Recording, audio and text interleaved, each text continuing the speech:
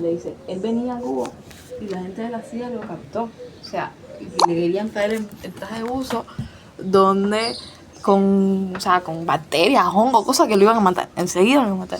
Y dice Fidel, primero yo en Cuba no me pongo un traje de buzo porque me aso.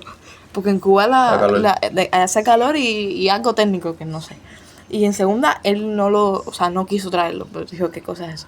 Pero tú sabes que con el abogado que estaba negociando, mandar los mercenarios para allá, te das cuenta del nivel, igual que los tabacos. Con tabaco, ¿verdad que sí? Y con cualquier cosa, la gente estaba como que... Lo de menos era los que estaban para dispararle, ¿verdad? Porque lo trataron de acabar con él muchas veces. Igual que los atentados, incluso cuando se decidió traer, eso es algo que se habla en el centro, cuando se decidió traer el Mercedes blindado, porque era como que Fidel anda en un Gas-69 donde no tiene un techo, no tiene un cristal. Sí. Y entonces ya con ese carro ellos sí caminaban, o sea, ellos sí salían del país con el carro ese. Ajá. Porque ya era por seguridad y todo eso. Pero cuando tú te pones a veces tú dices, ¡qué loco! Y además lo más loco era que Fidel sabía que cualquier esquina podía estar patata, pero Fidel decía, a mí. Sí, andaba sin chaleco antibala y todo. Él andaba caminando por la calle, andaba en carro con los ventanas abajo, él estaba loco, estaba fundido. ¿Tú tendrás teoría de cómo, de eso que dicen, de cómo se desarrolló el cuerpo ese de inteligencia? Hay gente que dice que la KGB influyó mucho, o que la gente dice que venía de antes también. ¿Qué cosa? ¿La inteligencia no? La contrainteligencia. Ah, pero es que eso incluso lo hablaron el otro día, un especialista del centro lo estaba hablando, no me acuerdo ni con quién. Si quieres hablar para acá y hablar. Sí, porque no tengo las balitas, y no sé ni qué estaban hablando de eso, que eso es algo que ya desde Martí había, en la guerra del 95, en la guerra del 95, incluso esa gente eran tan tiza, que la gente del 95 se acabó la guerra y nadie sabía que eso existía. ¿Qué cosa? El servicio de inteligencia que era súper secreta, que había en Cuba y que había en Estados Unidos, de cubanos que se acabó la guerra y ellos nunca supieron. La gente no supo que eso existía. Evidentemente no sabía quién estaba ahí. Y era algo que es lo que los deja loca a la gente. Ya desde los Lambises. Y igual, en la Sierra Maestra, ¿cuánta gente no había en el llano que era el movimiento 26 de julio? Sí, claro. Que entonces estaba metido en las mismas estructuras de eso. Sí, de hecho, yo creo que los propios atentados que se le conocen a él se le empiezan a contar incluso antes de que triunfe la revolución. Claro, incluso en la universidad él estuvo amenazado una vez de muerte. Y él dijo, porque en la universidad, en la época de Fidel, era la época de los grupos de gángster, de la mafia. Me imagino. Y él estuvo amenazado. Y incluso él lo dice también en 100 horas con Fidel. Dice que él se preocupó y fue y lloró con la que era novia de él. Pero dijo, yo no voy a dejar que ellos ganen. Y él al otro día fue a la universidad con una pistola. Espérate, ¿cómo fue el cuento ese? Porque el problema es que todos conocemos que Fidel dijo que en la universidad se había vuelto revolucionario, marxiano, marxista-leninista, y él estaba en el lugar de la gente, de la juventud socialista y de toda esa gente, y ahí había la mafia de diferentes grupos, o sea, no era ni siquiera un grupo, eran varios grupos de la mafia, y que se dedicaban entonces a eso, a amenazar a la gente, no sé qué, y Fidel se destacó desde el principio. Además, el de los abogados, que siempre eran los revoltosos, como quien dice, de ese momento. Y lo amenazaron y dijeron, si vienes aquí, vamos a acabar contigo. Y Fidel se fue, dice que creo que fue a la costa, él lo dice en 100 horas con Fidel, que fue a la costa con la que era novia de él, incluso lloró porque... Imagínate un muchacho en la universidad, la edad de nosotros, diciendo, me dijeron que si voy mañana a la universidad me matan. Candela. Pero él dijo, Fidel, como siempre, él dijo, no me importa, o sea, estoy defendiendo por lo que creo. Claro. Y al otro día se levantó y fue a la universidad. Evidentemente no lo mataron, claro, pero es algo que también deja a la gente como que desde la universidad él está tratando en ese momento. Y desde ahí igual, en la sierra, desde que están. El problema es que siempre han querido acabar con Fidel, porque al final Fidel la cabeza. Pero por eso también Fidel habla mucho, en varias ocasiones, de que la revolución no es Fidel, no es la persona de Fidel, claro, no es personificar en Fidel la revolución, es que las ideas más allá, por eso si te pones a pensar en los discursos, en las cosas, Fidel siempre habla de la revolución como el proceso, como todas las ideas, no solo la idea de Fidel Castro. Claro, que eso es uno de los otros errores que incluso aquí también se han reconocido que a veces, no que se cometen, pero que se tiende a eso, porque tú dices que en las otras revoluciones, en los otros procesos de resistencia, o sea, no son la Unión Soviética, de hecho ahora se ve en Irán, que el poder no es una cosa centralizada, o no centralizada, pero el poder no es jerárquico en un sentido que todas las órdenes tienen que venir de arriba, aprobarse de arriba, así sucesivamente, y que si se cae de arriba ya se empieza a destruir todo. También, al final, Fidel es una persona que leyó mucho sobre otras revoluciones, sobre otros procesos, y él, desde el inicio, por eso él dice del culto a la personalidad, lo peligroso que llega a ser para un proceso tan importante como es una revolución en un país. Porque como ese culto a la personalidad, tú dices, bueno, todo el peso de esa revolución, todo el peso de ese proceso está en una persona al final es una persona que mañana puede decir, ya me cansé del proceso y abandoné el proceso, o puede morir, o puede envejecer, porque es la ley de la vida. Entonces, como el peligro de que todo ese proceso esté en manos de una persona, que cuando no esté la persona, ¿qué va a pasar con el proceso? Mira, lo que te iba a decir, porque una cosa que se le critica mucho a él fue, no sé si tú lo has visto, la entrevista esta que hay, que él dice, que él sale diciendo que él no es comunista, que también, no sé si lo has visto, está en YouTube. Sí. Que dice, we are not communists. Que también, o sea, a mí me parece una cosa que él lo dijo desde el principio, que él no quería enfrentarse al gobierno de Estados Unidos, que lo único que él quería son buenas relaciones. Claro. Diplomáticas, ¿no? Que de hecho lo que querían era negociar, llegar a un acuerdo y no, ¿sabes? Obvio, después ellos se negaron porque, o sea, el acuerdo era retirar los logros conseguidos a través de la revolución y todo eso, pero bueno, todo ese proceso de esos, no sé, no primeros años, pero incluso primeros meses de la revolución, es cierto que él se va allá a Estados Unidos a dar vueltas, a negociar, y le empiezan a dar cuerda y él empieza a dar conferencias en universidades y todo. A ver, eso. claro, es que Fidel en el año 59 visita Estados Unidos, en abril, fue el segundo país que visitó después del triunfo de la revolución, porque al final, claro, lo dijo desde el principio, que nosotros no estamos en contra ninguna de Estados Unidos. Es más, ¿por qué querríamos nosotros tener problemas con ellos? Al final él va a Estados Unidos y ahí es donde entonces empiezan los problemas, pero no por parte de nosotros, por parte de ellos, que los que al final dicen que el presidente no se reúne con Fidel, que iba como jefe de Estado. No se reunió el vicepresidente. Llegar a lo más alto. Sí, que al final cuando va Fidel a Estados Unidos a hablar de lo que, porque al final estaba como jefe de un gobierno, claro, hablar con jefe de gobierno del otro país, y no los recibe el presidente de ese país, los recibe el vicepresidente, que era Nixon en ese momento, y ahí es cuando entonces ya, incluso creo que hay, si no me recuerdo, hay un escrito de Nixon que dice que había que acabar con Fidel, o sea, que el proceso no iba a ser favorable para Estados Unidos, que estaba acostumbrado a, bueno, si piensas en todo lo que fue la década de los 50 de Estados Unidos y Cuba, evidentemente cuando entró en la revolución, nada que ver con eso, lo que estaba acostumbrado eso Estados Unidos, que al final nosotros queríamos buscar una relación normal entre un país y otro, que aquí no era una relación normal, claro, que todos conocemos que para nada, y lo que al final hace Fidel es ir a Estados Unidos, y el pueblo de Estados Unidos recibe a Fidel. El pueblo sí se volca, porque al final Fidel era una figura ya conocida en Estados Unidos también. Todas esas entrevistas que le hicieron periodistas estadounidenses, subieron a la sierra, le hicieron una entrevista, la pusieron luego en el New York Times y todo eso, como entonces ya el pueblo conocía a Fidel. Y todo al final, eso fue abril del año 59. Llevaba, 4 o 5 meses de revolución, y es verdad que es lo que dice Fidel, no era comunista en ese momento.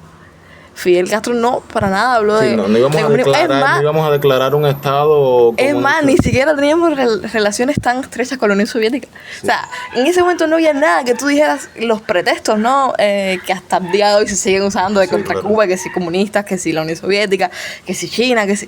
Y en ese momento no había nada. Claro. En ese momento no hubo nada. Incluso hay muchas personalidades que dicen, ese momento es el momento que los fragmenta todo. Pero no por parte de Fidel, sí, porque al final Fidel va como, bueno, vamos a negociar, vamos a sentarnos, vamos a hablar. Él dice la revolución se radicalizó. En ese momento, claro, en ese momento no se había nacionalizado nada.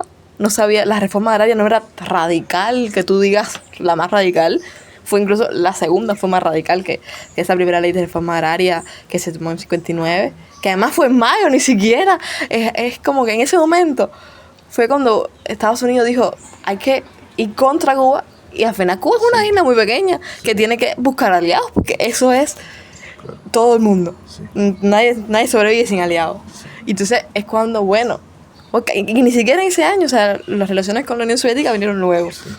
Pero es el proceso de que Fidel para nada quería estar en malos términos con... Tú tienes claro el orden de los acontecimientos, porque desde allá siempre se empieza la historia diciendo, bien, ellos nos nacionalizaron, nos quitaron las de eso y por eso nosotros es que los bloqueamos a ellos. Sí, incluso esto es más allá de eso del orden, ¿verdad? Porque al final, si fue la revolución en el 59, el 1 de enero, en abril, no ha pasado nada todavía, porque ¿en qué tiempo? No se ha firmado la ley de reforma agraria, o sea, no sé, todavía la gente tiene sus tierras, tiene sus casas, aquí todo el mundo está, no como antes, pero no hay ninguna ley todavía que tú digas, me está afectando directamente a mí como país o a mí como banquero, empresario, aquí nada, todavía todo seguía funcionando. La revolución no era socialista, la revolución no fue socialista hasta el año 61, un día antes del acontecimiento de Playa Girón, que Fidel lo dice. Sí. Entonces ni siquiera puedes decir, ¿por qué eran socialistas? Ni siquiera tú me dices que la invasión fue por socialistas, porque fue un día antes, mentira, que ellos prepararon todo para llegar a la madrugada. Mentira. Entonces, todo el proceso de... Entonces, ¿cuál es tu justificación? Que no le convino a los Estados Unidos. Y nos quitaron la cuota azucarera, ¿no? Claro, o sea, es como que no les convino. ¿Por qué? Porque vieron en cómo se proyectó Fidel en que la revolución iba a cambiar las cosas. Que a lo mejor las cosas fueron más radicales de lo que se podría haber sido.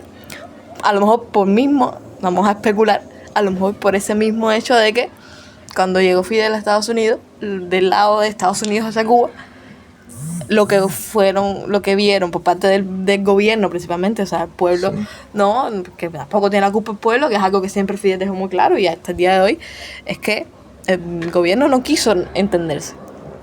El gobierno no encontró ese punto medio, ese encuentro, porque al final el gobierno de Estados Unidos quería seguir siendo como hasta ese momento Cuba, la más sumisa, y Cuba la que vamos a seguir trabajando, haciendo todo como hasta ahora, que no era el objetivo, porque al final la revolución buscaba cambiar todo ese proceso, que al final es por eso que al final cuando tú te pones a analizar los procesos y analizar el orden cronológico, tú dices, pero ¿qué fue lo que ellos decidieron que éramos una gran amenaza a esa revolución, ese Fidel Castro, todo ese proceso?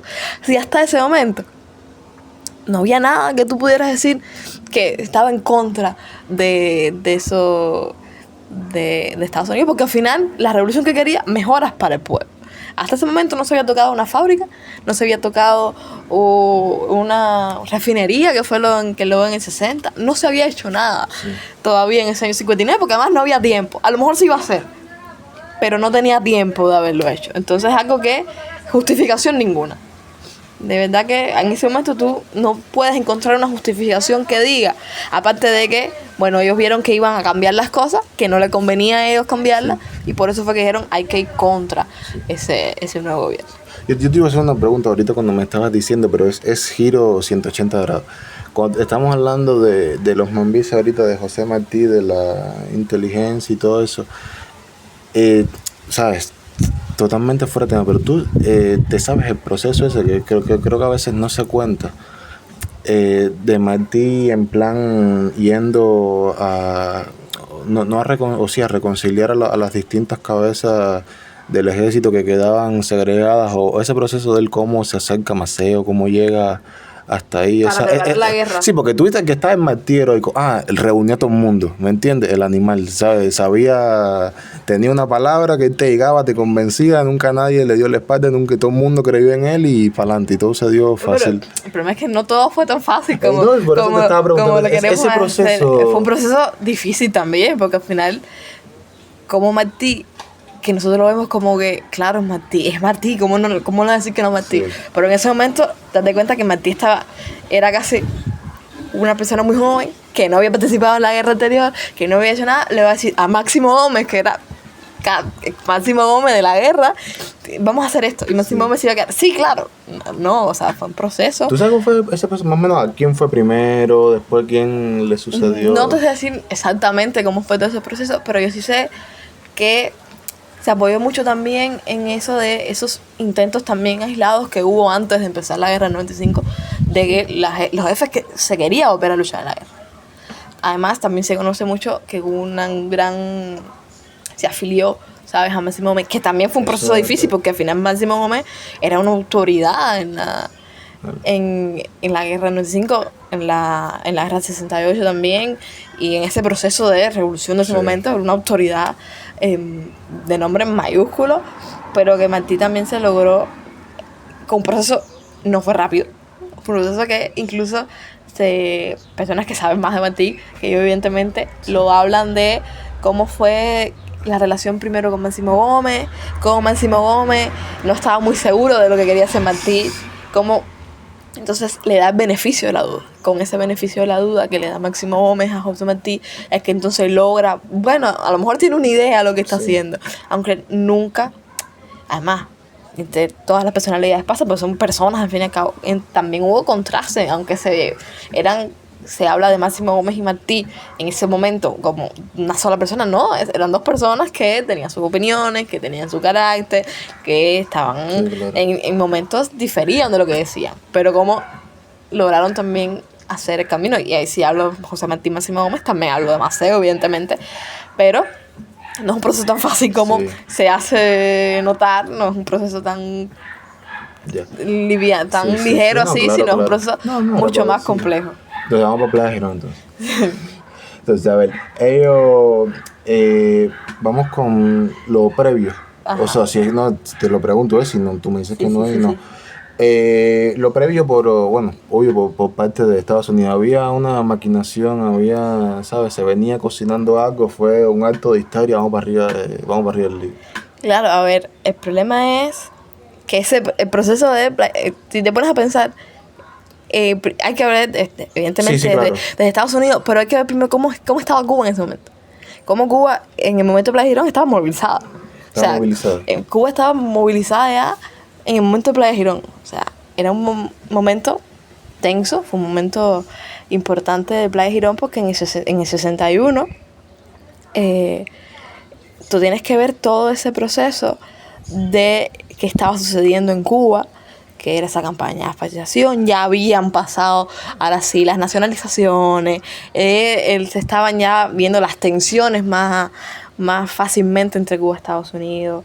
Cómo fue ese proceso también, ya había pasado la explosión de la Cubre. Ya estamos viendo que era una Cuba que estaba en medio del proceso de revolución, en su máximo esplendor, como ya cambiando, haciendo todos esos cambios, cómo estaba preparándose también, porque al final un país tiene que defenderse, cómo estaba también preparándose todo, cómo Estados Unidos se veían las tensiones en las reuniones de la OEA, en esa misma explosión de la Cubre, que no se dice que si fueron o no. Ese sí es uno de los grandes atentados terroristas, la segunda explosión. Exactamente, y es como que no se sabe si fueron ellos o no, pero ¿cómo vas a decirme que no? Y era ya una Cuba que estaba tensa, que estaba además, la mayoría de la población de la isla estaba dispuesta a dar la vida. Porque si tú te pones a escuchar los discursos de momentos antes de Girón, de Fidel, diferentes momentos con diferentes personas, o sea, con diferentes públicos, se habla de que ya había un pueblo que estaba efervescente de puede pasar mañana, y qué vamos a hacer si pasa mañana. Porque veníamos también de una lucha en el Cambrai, de una lucha contra bandidos que cobró muchas víctimas de esa lucha. Ya venía un pueblo que ya había acabado con la lucha contra bandidos y se veía victorioso por segunda vez. O sea, había logrado el triunfo de la revolución, había acabado con la lucha contra bandidos. Estaba entonces un pueblo que ya sabía todo de lo que eran capaces esos mercenarios, esas personas cubanos que salieron de Cuba, sí, que luego querían regresar, volver a ser ellos los dueños de Cuba, como quien dice, y estaba un pueblo dispuesto a, no, si es mío ya, me lo gané, lo logré, no vas a venir a quitarme eso. Y ya, entonces se veían estas tensiones. Entonces, no es algo que sucedió, vamos mañana a atacar Cuba. Y eso se ve antes de Playa Girón, vemos cómo bombardearon los aeropuertos donde estaban los pocos aviones que habían en nuestro país, que eran aviones que podían combatir a eso. ¿Y cómo se sabe más? Porque ya no estaban todos los aviones. Como Fidel había mandado vamos a diferenciar los aviones, no vamos a darlos todos en un solo lugar, vamos a ocultar también algunos, que es algo que también se habla mucho de acabarnos con aviones, sí, pero ¿en qué estado estaban los aviones que bombardearon?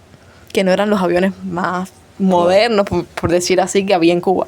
Y es algo que también se veía venir porque como Fidel dijo, bueno, vamos a empezar a prepararnos, cómo vamos a resistir si sucediera algo. Entonces ya en ese momento es que se dice, bueno, están los atentados y luego de eso, o sea, de esos bombardeos, y ya luego de ese bombardeo es que Fidel sí dice, bueno, la invasión, o sea, es inminente. No sabemos por dónde, no sabemos cuándo, pero los milicianos en ese momento no se sabía por dónde iba a venir. No se sabía, evidentemente, cómo vamos a saber, pero se sabía que era inminente. Que no se sabía si iba a ser hoy, mañana o en un mes, pero era inminente ya el ambiente. Y entonces que los milicianos, entonces ya se empiezan a preparar, las tropas del ejército rebelde, de la policía, que entonces se comienzan ya a preparar la artillería para una invasión que no se sabía cómo iba a ser ni cuándo, pero que estaba lista, se sabía que iba a pasar. Ya, entonces vamos para lo que viene siendo los primeros contactos, el primer acontecimiento ya de la propia invasión por...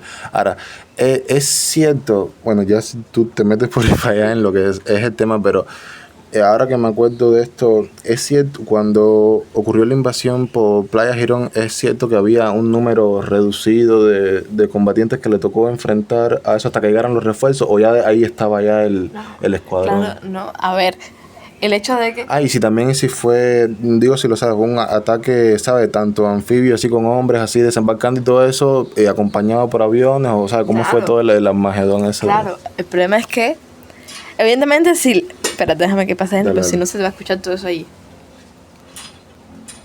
Te interrumpiste la toma de Antonio. ¿Qué cosa? A ver, el mismo hecho de que no se sabía por dónde iba a empezar la invasión, evidentemente no estaban todas las tropas cubanas en la invasión. Incluso el día que se acabó la invasión, sabemos que fue muy breve el periodo, todavía estaban llegando tropas de los más cercanas a todavía el lugar. Era imposible que, claro. Sí, no, vamos a saber que va por Playa Girón. Había lugares que podía ser específicos, había en la zona gente, o sea, personas que podían decir, bueno, puede ser por aquí o puede ser en Oriente, o sea, los lugares que estaban también más cerca de las montañas, como había pasado en el Escambray y esos elementos, pero no se sabía dónde iba a ser. Entonces en Girón había personas, pero no eran todas, no eran todas las tropas que se enfrentaron luego. O sea, era un grupo reducido, evidentemente, era la policía, que al verse enfrentados con aquel... Con el teléfono, sí. Entonces, claramente no había ya todas las tropas preparadas para enfrentar esa invasión en Girón, porque no se sabía que iba a ser por Girón.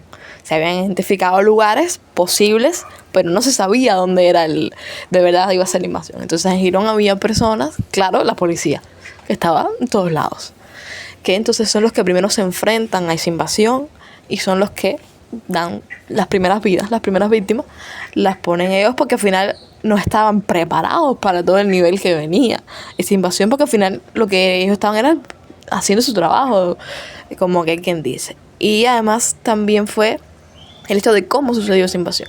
La invasión llegaron evidentemente por Playa Girón, pero también llegaron por aviones, en paracaídas, para caer dentro de más cercano al pueblo, Porque al final, ¿qué querían hacer? Una cabeza de playa. Que tomar un pedazo, decir, bueno, aquí tomamos, poner un gobierno provisional. ¿Y qué ese gobierno provisional que iba a hacer? Pedir ayuda a Estados Unidos, a la OEA. Y ellos iban entonces a invadir los estadounidenses del país, que estaban los buques, o sea, se veían los buques listos, preparados ya para hacer esa supuesta ayuda que necesitaban los cubanos. Que evidentemente no sucedió, pero era el objetivo. Entonces, vienen personas por mar, vienen personas por aire, hay barcos allá también, es un complejo, o sea, se habla de unos 1.500 personas. De llegar o sea, de la invasión de unas 1.500 personas. Sí. Entonces, por mucho que haya sido el primer encuentro, no llegaba ni de chiste a 1.500 personas. O sea, no era como enfrentarse. Además, las armas con que contaban ese grupo de mercenarios eran, evidentemente, muy superiores a las que tenía incluso el ejército que se le enfrentó luego. Claro. Y la preparación también, porque en algo que caracterizó mucho a Girón es que los que se enfrentaron, no solo esa policía, sino que eran los milicianos. ¿Y que eran milicianos? Los milicianos eran voluntarios. Eran estudiantes, eran trabajadores, eran obreros, era el pueblo uniformado. Entonces, como por mucha preparación que tenemos los cubanos, porque al final eso fue algo que Fidel dijo al principio, que había que defender Cuba a todo el mundo. Entonces había mucha preparación, pero al final no eran profesionales. Y no tenían toda la preparación que se necesitaba, que a lo mejor se necesitaba para enfrentar a un reducido grupo, a un grupo tan grande, porque al final tú tienes la mejor preparación, pero no tienes las mejores armas. Que al final eso fue lo que logramos, a mi parecer, ¿no? De por qué logramos acabar con Playa Girón tan rápido, por la preparación y el nivel de calidad de las personas que estaban no solo combatiendo, sino dirigiendo, la personalidad también de Fidel en el centro, preparando todo ese proceso de cómo había que hacer cada uno de los pasos para cómo él visualizó que quería hacer también ese mercenario. Se puso también como en los zapatos del otro. ¿Qué vienen a hacer? ¿Qué quieren hacer? Incluso ya al final decía, no dejemos que se vayan, o sea, que van a reembarcar para irse. No dejemos que sucedan eso. Entonces, es algo como él tiene esa visión también general de todo lo que estaba pasando. Ahora, te iba a decir, antes ya de meter entonces de la respuesta que vino después de ese primer... ¿tú conoces, os digo brevemente, si hay algún punto pico, ¿sabes?, de ganancia de territorio avanzado que lograron las fuerzas americanas? ¿Sabes qué fue lo que más pudieron conseguir o lograr o cómo se organizaron ellos en esa primera parte? Digo, si no... A ver, claro, ellos llegan por Playa Girón y logran llegar hasta Playa Larga. Cuando ves un mapa, ves el trayecto que lograron hacer. Pero ves también... Por eso Playa Girón es el último lugar donde ahí se rinden la mayoría. Como los cubanos que venían de Matanza, venían de La Habana, venían de Cienfuegos, o sea, venían de lugares cercanos, lograron entonces primeramente acabar con los de más lejos. Porque claro, el hecho de que los que venían en avión, lograron llegar más adentro.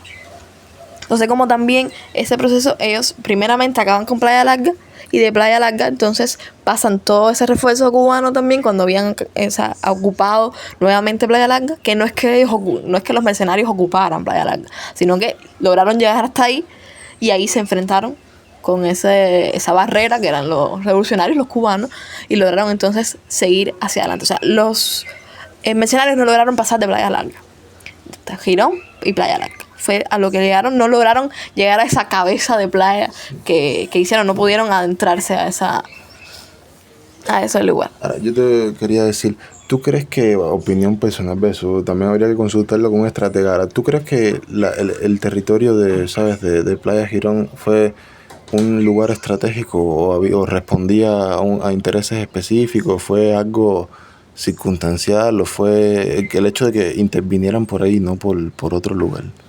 A ver, también es un lugar estratégico por el hecho de estaba también aislado. Estaba cerca, pero no era La Habana. Era un lugar que, bueno, Playa Girón está en la Ciénaga de Zapata, un lugar de difícil acceso. Hay una carretera que llega a Playa Girón.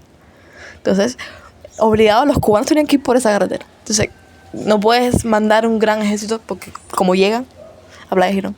Entonces, es un lugar estratégico porque estaba aislado, porque, fíjense, se demoraron también los cubanos, no tanto, evidentemente, pero se demoran de llegar de Matanza, que es lo más cerca, a Playa Girón. Porque además es un lugar de ida, solo lugar de vuelta. No puedes hacer las dos. Y es algo también estratégico por eso mismo, porque además es un poblado pequeño, que es un poblado que estaba, antes del triunfo de la revolución, era los carboneros, bueno, los de la Ciénaga Zapata de Nemesia, que no escuchaba de que era un poblado pobre, y que buscaban ellos, que ese pueblo que había ahí se uniera a ellos. Que evidentemente en la práctica ese pueblo no se unió a ellos, se unió a los cubanos. O sea, se unió a los revolucionarios y fue también el que respondió a eso. Pero es un lugar poco poblado, lejano, de difícil acceso por tierra. Entonces es un lugar estratégico, pero por ese hecho de que estudiaron la zona. Sí. Vamos entonces con la respuesta y con Fidel. ¿Te sirve? No, coño, pero es verdad, no es que tuvieran así la autopista para decir, coño, sí, llegamos a las 8 vías, nos metimos 2 horas y llegamos. Ya, claro, además, llegamos en masa a todo el mundo. Una carretera pequeña que tú dices, bueno, sí. ahí. Entonces, vamos entonces, ok, llegaron, hicieron la invasión aire y tierra, ¿no? Sí. Bueno, mar, aire y tierra. Sí. Bueno, entonces, ¿qué pasó después? Porque tuviste que me dijiste que se empezaron a reorganizar, empezaron a llegar las personas que estaban cerca, en lo que se llegaba.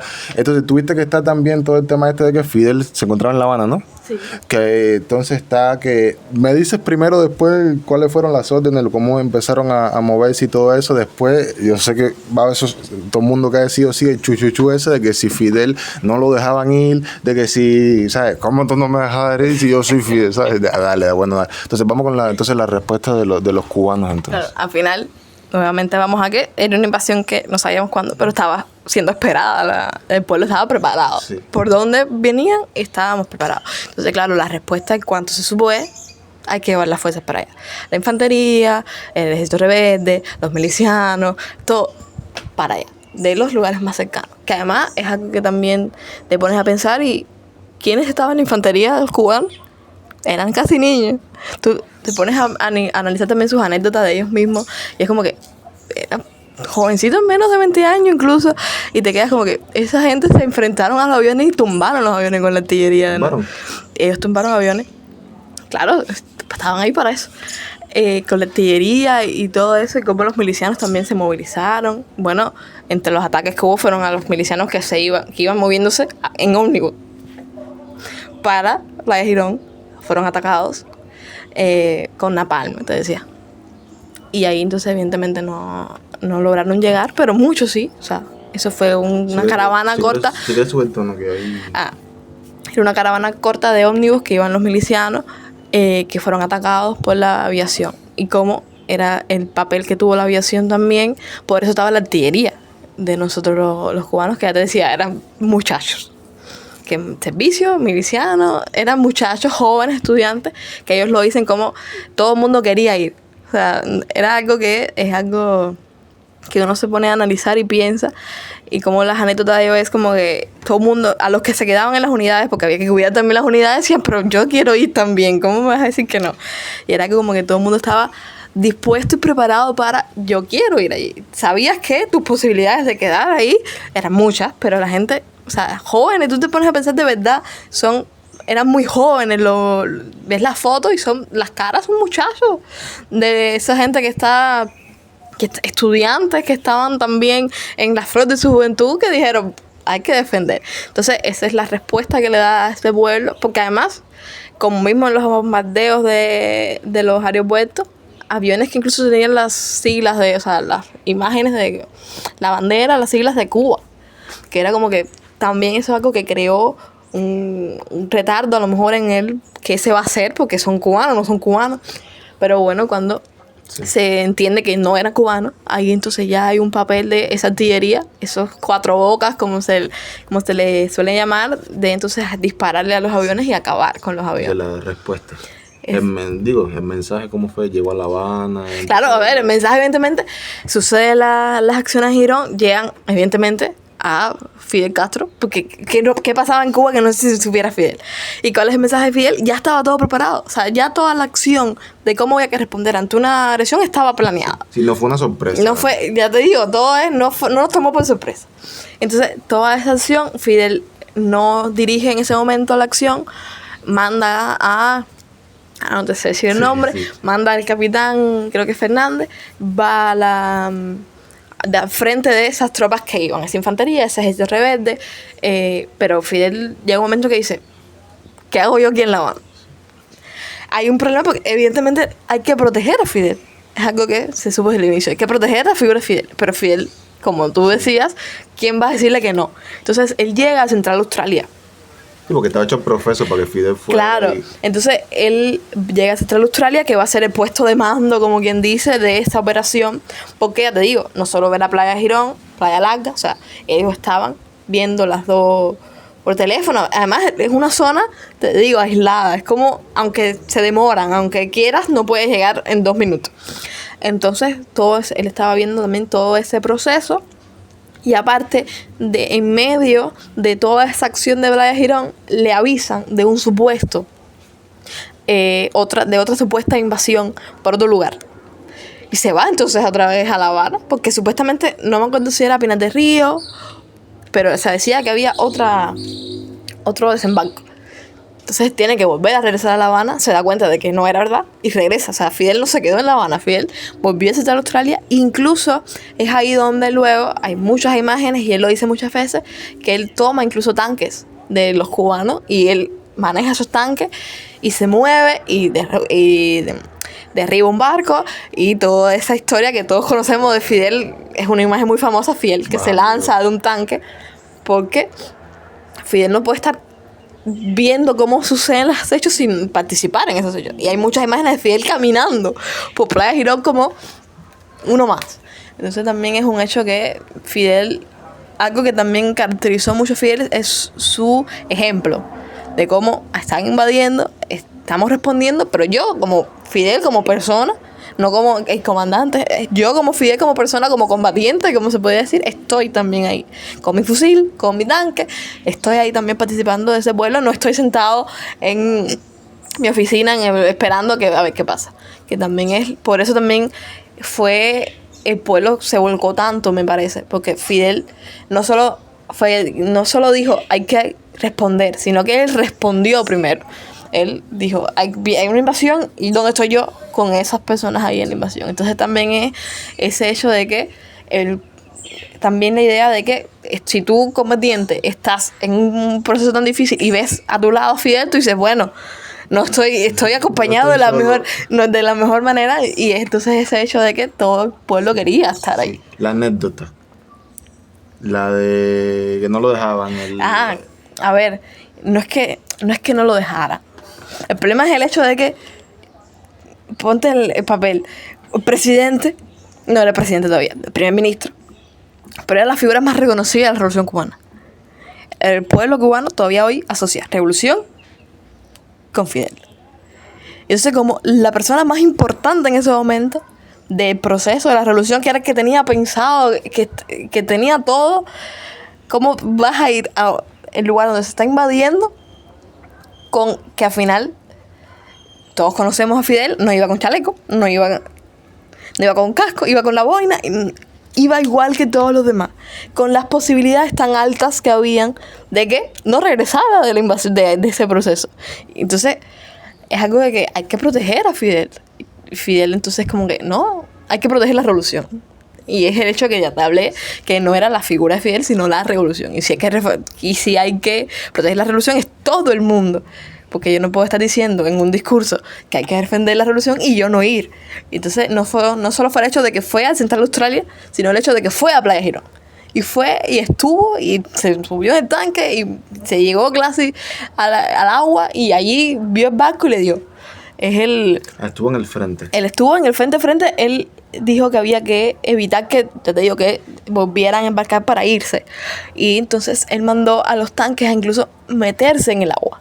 O sea, lo más cercano que pudieran y disparar para que no regresaran. Y él es el primero de que en el tanque va hacia ese barco de que se veía que estaban remarcando entonces y le daba el barco. Pues él, puntería, tenía. Ah, coño, eso no lo dicen en la... O sea, él se montó en el barco... No, en el tanque. En el tanque, y se montó en el tanque y estuvo ahí dándole a los... Sí, barcos. claro. En el tanque estuvo ahí y no solo fue a ver, sino también participar. Es el hecho, es lo que te digo, no es que Fidel estaba viendo qué estaba pasando, no. Sí. Es que él estaba participando en lo que estaba pasando. Ya. Entonces, vamos para entonces lo que viene siendo las características, ¿sabes? O las nociones generales de por qué tú piensas que fue para ellos un fracaso y para nosotros una victoria.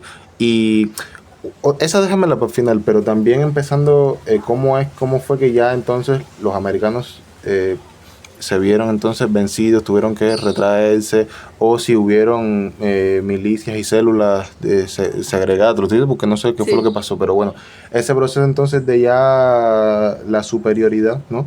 Lo que nos costó esa superioridad, lo que costó la superioridad, lo que nos costó a nosotros la invasión, ¿no? Los que les costó a ellos la invasión. Ajá. Y bueno, ya todo lo que viene después. A ver, claro. La invasión, todos conocemos, en menos de 3 días logramos acabar con esa invasión. Que quienes invadían, eso sí es verdad, eran cubanos. Cubanos que se habían ido cuando triunfó la revolución. La mayoría eran ex agentes de Batista, la antigua policía, todos esos elementos que eran criminales casi de guerra, se podría decir aquí en Cuba, pero estaban buscados porque habían cometido muchos asesinatos, muchos crímenes, y esos eran los que regresaban entonces en la invasión mercenaria.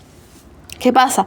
Que la invasión mercenaria, como les decía, tenía el objetivo de llegar, hacer una cabeza de playa, venir, implantar un gobierno prisional y que entonces iban luego a invadir las fuerzas de Estados Unidos, que eran los que estaban en los barcos esperando. O sea, las fuerzas de Estados Unidos nunca llegó a poner un pie en Cuba. Eran la mayoría, puede que haya alguno que otro, eran cubanos. Eran mercenarios cubanos, porque además mercenarios porque estaban financiados por el gobierno de Estados Unidos. Era el hecho de que no era el ejército de Estados Unidos, pero eran financiados por ese ejército de Estados Unidos, financiados, tenían las armas, tenían todo ese ejército, entonces por eso mercenarios.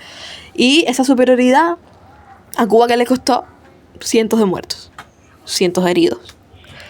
Y el hecho de que luego hay que hacer todo un proceso de no solo el hecho de que cuántos murieron ahí, sino cómo volver a esa zona también tan alejada, cómo volver a que sea una zona fructífera, porque esa zona fue atacada, pero no solo fue atacada, sino fue la agresividad que tuvo esa zona, porque no solo fue el hecho de te tiro bombas, sino que el hecho de que decía el napalm, que es algo que es gelatina. Es un fuego que se pega. Exacto, es un fuego que tiene un nombre, pero es un fuego que no se apaga. No se apaga. Sí, que se usa en Palestina. Sí, se usa en varios lugares, pero se usó aquí. Y cómo eso afectó también la zona, porque es un fuego que arrasa. No solo con las personas que les cae eso. Sí, sino con todo lo que no también. Incluso habían de las personas que estuvieron ahí que dicen, veía a mis compañeros entrar al agua prendidos y salir del agua y volver a prenderse. O sea, una vez a ti tú tengas eso, es muy es casi imposible que tú logres salvarte. Entonces es el precio de las vidas no solo las vidas que perdimos ahí, sino a las personas que se vieron afectadas de alguna manera u otra, de cómo se vieron luego, sí, lograron sobrevivir, pero mutilados, pero el peso también de en la mente de ese hecho, y a ellos que les costó que, a pesar de que el gobierno de Estados Unidos al principio no quería reconocer que ellos estaban detrás, aunque todos los barcos se veían, ¿sabes? No querían reconocer, se vieron obligados a reconocer que habían financiado esa invasión. Y no solo fue la opinión pública luego de que, ¿cómo me estás diciendo que estás haciendo eso? Sino también el hecho de que, y Fidel lo dice, fue la primera y única vez, me atrevería a decir, que Estados Unidos paga una indemnización de guerra. Porque se vieron luego, primero dijeron que no, ellos no tenían nada que ver, pero entonces negociamos, ellos negociaron con nosotros para mandar a esos mercenarios que logramos capturar para Estados Unidos nuevamente. Entonces, como se vieron la necesidad de lo que no querían, de negociar las dos partes y entonces lograr que esos mercenarios fueran para allá y ellos entonces pagar una indemnización de guerra que es conocida, que se pagó se pagó en efectivo en una parte, pero hubo otra parte que no fue completa porque Estados Unidos no pierde en muchos elementos, pero se vieron obligados a pagar una parte en efectivo y otra parte en comida, en alimentos para los niños. Esta famosa de cambiamos mercenarios por compotas. Pero tuvieron que pagar una indemnización de guerra. Y cómo entonces se vieron envueltos en esa opinión pública del hecho de que Estados Unidos estaba detrás de todo eso y cómo al ser una derrota, al final fue una derrota, la primera y gran derrota que tuvo ese imperialismo en América, como además es la idea de que Cuba es una isla pequeña, con cuántas personas se pudieron haber enfrentado esos 1.500 personas que venían del lado de Estados Unidos. Entonces, como el hecho de que también es el factor de yo que soy un ejército, yo que voy y acabo donde quiera que voy, llegué ahí a una islita pequeña y no pude ni siquiera entrar un poco al pueblo. También es el hecho de que ¿qué está pasando? Y además que al final en ese momento estaba Kennedy de presidente, pero que el plan no lo había hecho Kennedy, lo había hecho Eisenhower, que era el anterior presidente. Entonces como Kennedy llegó también a este proceso de que yo llegué, ya estaba el plan, dije que no primero, después sí, bueno, puede ser, sucedió, y como yo acababa de coger el poder y ya tenía una derrota. También es el hecho de la carga que tuvo para el pueblo estadounidense, para la opinión pública, el hecho de que fueron a Cuba y ni siquiera lograron hacer sus objetivos. Podemos contrastar, porque me dijiste contrastar las diferencias en cuanto al armamento, cómo se veía eso, porque ya me dijiste que obviamente los que estaban al frente, muchos eran voluntarios, que fueron atacados, que hubo un reposicionamiento estratégico de los aviones que disponíamos y todo eso. Todo el mundo sabe que tanques por lo menos sí teníamos, ¿no? Pero entonces, ¿cómo se veía? Me dijiste eso también del fósforo, el nopal. Pero se veía claramente el tema de la diferencia, no solo en la calidad y el tipo de armas, sino incluso en la cantidad, porque tuviste que ya veníamos de que nos atacaran los intentos de conseguir armas del extranjero y bueno, todas esas cosas. O sea, el contraste ese de por aquí, pues de ellos y nosotros. Ahora, al final tienes que contrastarlo y te das cuenta de que los estadounidenses siempre han tenido lo último en las armas, los últimos en los aviones, en los barcos, en los portaaviones, en las armas personales, en todo. Ellos tenían la mejor tecnología y todo el dinero que le invierten a esa tecnología.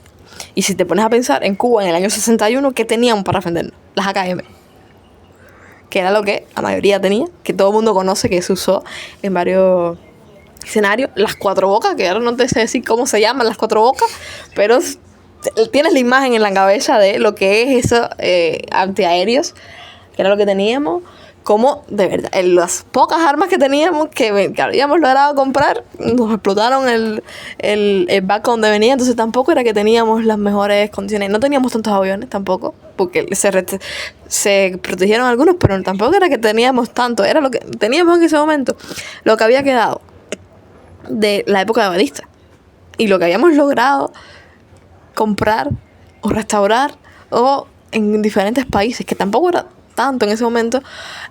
No había una superioridad en las armas que a lo mejor ahora podemos decir, sí o no, no sé, de que tengamos, porque al final era un país que del año 61 al año 59 no ha pasado muchos años de no te has podido sí estaba buscando evidentemente a Marte, porque era un país que estaba evidentemente asediado, pero que no era un país que habíamos podido usar todo el dinero del mundo para lograr llegar al último momento. Sí. O sea, teníamos un armamento que frente al que tenían los que venían, era muy, muy inferior. Pero, te digo, que teníamos superior la organización, las convicciones además, porque las personas en Cuba no solo estaban luchando porque porque me mandaron, o sea, porque me están pagando, porque soy... No, la gente de Cuba estaba peleando porque estaba luchando por sus logros, por lo que tenían ahora que eran suyos, que ellos no iban a dejarse quitar. Entonces, eso es la diferencia también tan grande entre la conciencia de la persona que estaba dispuesta a morir por el hecho de que es mi tierra y es lo que había conquistado, a las otras personas que venían a lo mejor con un ideal y se dieron cuenta de que no era tan así como pintaba el hecho, y luego se dieron entonces visto como que ese contraste de que luego cuando se entrevistan con Fidel, que habló con muchos de esos prisioneros, hablan de cómo... ¿Habló con cómo? ¿Cómo fue eso? Sí, luego de los prisioneros en Cuba, es algo que hasta el día de hoy se sigue haciendo, los prisioneros no recibieron un trato denigrante por ninguna manera. Se fueron presos, los que estaban heridos fueron a hospitales, incluso es algo que los que estaban heridos fueron a hospitales, se recuperaron y luego estuvieron presos. Fidel se reunió con varios de ellos, habló también, conversaciones privadas de que estuvieron, por qué lo hacían, todo ese elemento de, bueno, viniste a invadir el país porque si eres cubano. Y entonces habló con varios y es como el hecho de que igual dijeron, a lo mejor, porque si te pones a pensar, a lo mejor muchas de esas personas eran cubanos que ni siquiera habían vivido en Cuba. Porque eso pasa también, que son personas que se fueron muy jóvenes y entonces todo lo que tienen es una visión que cuando llegan al país es como que, pero no es lo que me estaban contando. Y es ese hecho de que, bueno, estoy aquí, casi no sé ni por qué estoy aquí. Y entonces es el hecho de que los cubanos sí tenían una convicción muy grande de por qué hacían lo que hacían, que es la superioridad inminente de que nosotros sí teníamos un ideal que estábamos defendiendo, una tierra que estábamos defendiendo, a pesar de que ellos tenían todo el poderío militar. Nosotros teníamos una gran organización y un gran motivo para lograr entonces esa... Ya para eso, para terminar, vamos a, bueno, ya lo que recibimos nosotros, el significado, o sea, lo que significó, sí, el por qué hay tanto énfasis, ¿me entiendes?, en que logramos hacer esto. Vaya, aunque quizás no lo podamos lograr en un futuro, pero en su momento lo hicimos para el mundo. Uno dice Cuba, sí, tenemos problemas y de cosas, pero somos el último bastión que logró, claro, que está en pie, que está vigente, que al final incluso bueno, tú que le sabes más a Latinoamérica y todo eso, si esa victoria pudo ser exportada como combustible para otros países que también estaban en procesos similares. Claro, al final eso es algo que no solo dejó enseñanzas en Cuba, dejó enseñanzas en muchas partes de Latinoamérica. Porque entonces, lo primero es, si Cuba lo hizo, ¿por qué yo no? Si Cuba, que podemos decir, es un país pequeño, que estaba acabada de triunfar la revolución, lograron entonces enfrentarse, lograron con todos los problemas que habían, lograron derrotarlos, entonces, ¿por qué nosotros no? Entonces fue primeramente un ejemplo, ya había sido un ejemplo. En el año 59, cuando triunfó la revolución, en Cuba fue evidentemente un ejemplo para el mundo. No solo para Latinoamérica, para el mundo. La lucha de guerrillas en Cuba, luego las guerrillas en Latinoamérica. Entonces es un hecho de que Cuba siempre fue ejemplo, por toda la carga simbólica. Pero Playa Girón fue el hecho de que ellos llegaron, pero logramos en 72 horas. Y es la magnitud de, en 72 horas nada más, con las fuerzas que teníamos, con los elementos que habían, logramos derrotar a eso.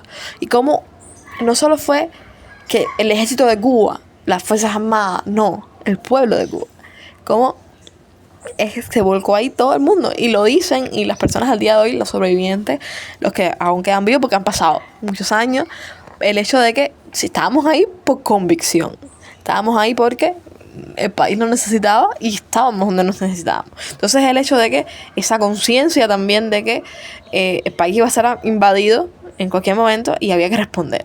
Y muchas personas, ya te digo, muchos estudiantes a lo mejor, muchos trabajadores que decían, bueno, yo no tengo nada que ver con las Fuerzas Armadas. Yo no, ¿por qué? Si yo estoy estudiando en la universidad.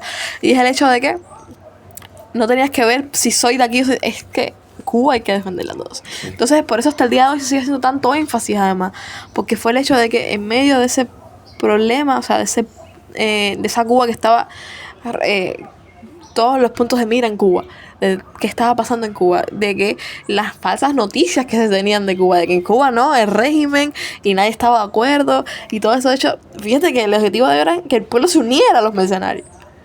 Fíjate la falta de información a lo mejor que había, de que ellos decían, cuando lleguemos a Cuba, los cubanos se van a poner con los mercenarios. Y fue lo opuesto. Y es el hecho de que el pueblo cubano tenía una convicción. El pueblo cubano, y vuelvo como en la cubre, el pueblo cubano tenía el objetivo de defender a Cuba. De que era un proceso, que además la revolución es un proceso que evidentemente acababa de nacer en ese momento. Que había, como todo proceso, que dirigido por personas, era perfectible. Es una revolución que tiene sus pros, sus contras, que tiene elementos buenos que han hecho en ese momento, también tiene fallos que se arreglan luego, pero es el hecho de que hay que hacerla. Nos propusimos hacerla, nos propusimos entonces mantenerla además. No va a venir nadie a decir, no, yo no quiero que esté esta persona en Cuba y quitarlo porque sí. Entonces es el hecho de que el pueblo se volcó a defender esa revolución, a defender no solo la revolución, sino a todo ese proceso que había traído la revolución, a cómo ya el pueblo era dueño de todas sus fuerzas, de todas sus tierras, de todo lo que había en Cuba era de los cubanos ya en ese momento, o la mayoría. Y entonces era como que no me vas a venir a quitar lo que es mío por derecho. Entonces como ese pueblo dio ese ejemplo de, ante cualquier elemento, estamos dispuestos a dar lo que ya lo habían dado en la lucha contra los bandidos en el Escambray. Pero el hecho de que estamos dispuestos en cualquier momento a hacerlo. Y además, en el 61 también estaba la campaña de alfabetización en Cuba. Como era que en ese momento, aparte, estaban invadiendo Playa Girón, pero en la sierra habían muchísimos niños, literalmente niños, 11 años, alfabetizando. Entonces, es el contraste del pueblo cubano. Como el pueblo cubano desde niños se volcaron a... El proceso de la revolución es de todos. Entonces esos niños que hoy son nuestros abuelos, esos niños estaban en todos los lugares, niños que nunca se habían ido a su casa. Con 11 años se fueron a la sierra a alfabetizar. Y cuando dio la sierra, en la Ciénaga, en esa parte también había niños que estaban alfabetizando. Niños que también fueron víctimas de ese proceso de contrarrevolución, de esos maestros voluntarios asesinados, Conrado Benítez, poner un ejemplo. Pero vamos a ver entonces cómo el pueblo completo, desde los más niños hasta los más ancianos, estaban dispuestos, porque es algo también se dice, no solo eran los que estaban luchando en Playa Girón, sino todo el apoyo que hubo de ese pueblo, cómo les llevaban comida, les llevaban café, les llevaban a los que estaban también ahí. Entonces es el hecho de cómo ese pueblo logró entonces unirse, que lo habíamos visto en otros elementos, pero ahí fue también una expresión que es como que el pueblo estaba unido y estaba firme en sus convicciones y estaba dispuesto a perecer si fuera necesario. Muchos lo hicieron, perecer si fuera necesario antes que alguien llegara a invadir el país. Ya.